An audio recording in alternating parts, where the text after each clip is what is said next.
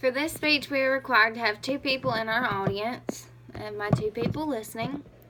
And for this speech, it's a persuasive speech, and I chose to do mine on premarital cohabitation. Premarital cohabitation is when couples live together before they're married or even engaged. So, do you agree with a trial marriage? Should marriage really be considered a trial? I disagree with that. Marriage is for life, not to see if it'll work and hope for the best. Many people, men and women both have different views on living together before they're married. So why start off on a bad foot knowing that there's a 50-50 chance that you're not going to make it? Just take your time with it. Don't rush. Moore states in his article that since the 1990s, the cohabitation rate, couples rate, has increased by 72%.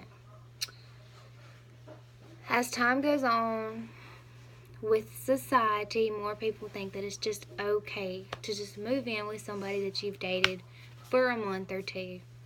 It's really not okay. It's not, you don't know that person well enough to make that kind of commitment. Even though it's not a legal written commitment, moving in with somebody is a commitment to life, like to bills and all that other stuff. In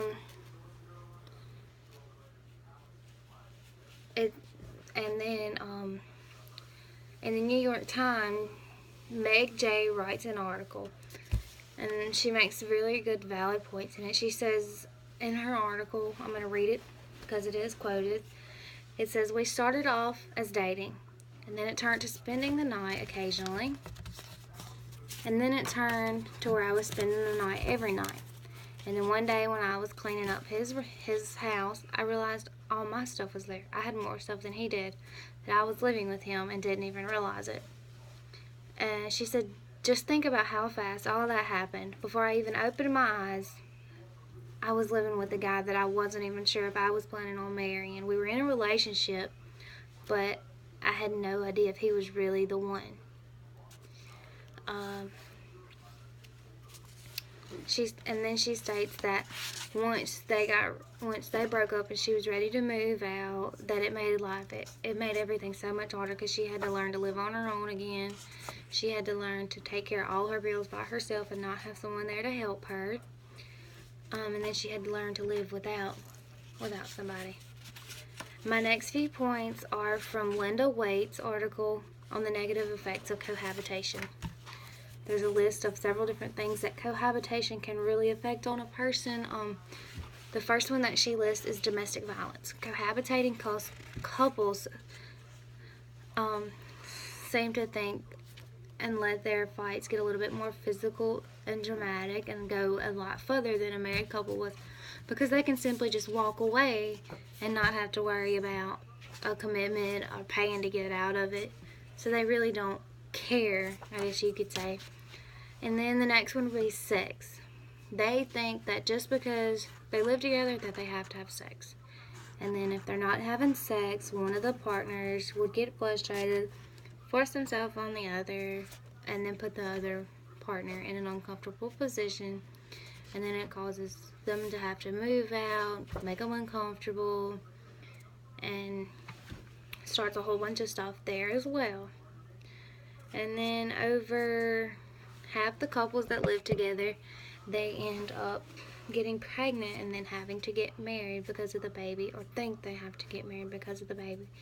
And then the relationship fails, and then there it is, being single parents raising a child.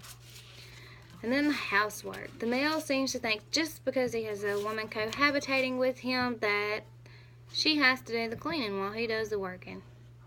Wrong. It's a joint effort on both of those, is how I feel personally on that. And then the next thing is wealth. A lot of people stay just as cohabitating couples because marriage puts a penalty on their tax breaks and all that stuff, and it's a big money process to getting married. So they think, oh, well, we just won't get married. We'll just live together. We love each other. It won't make a difference. And then they live together. They all pay one bills. They don't have to worry about his house and her house. They have their house. And then the next topic that she says is the emotional well-being. Marriage is supposed to be meant for the long run, where many cohabitating couples just do it just to make life easier on them. But in the end, it really makes it worse when it leads to her last point of divorce. 70% of the premarital cohabitating couples do not last. They end up splitting up, having to fight over everything, or end up in a divorce with kids being drug in the middle. So, like I said, why start off on a bad foot knowing that there's chances that it won't go anywhere? And no, not all marriages last, but do what you can to prevent it from failing. I myself was living with someone, and it did not end up well. I am now living back with my parents, starting over with everything, just me and my little boy. So I can vouch that it's not gonna work. I mean, there is a chance, but like I said, don't take that chance.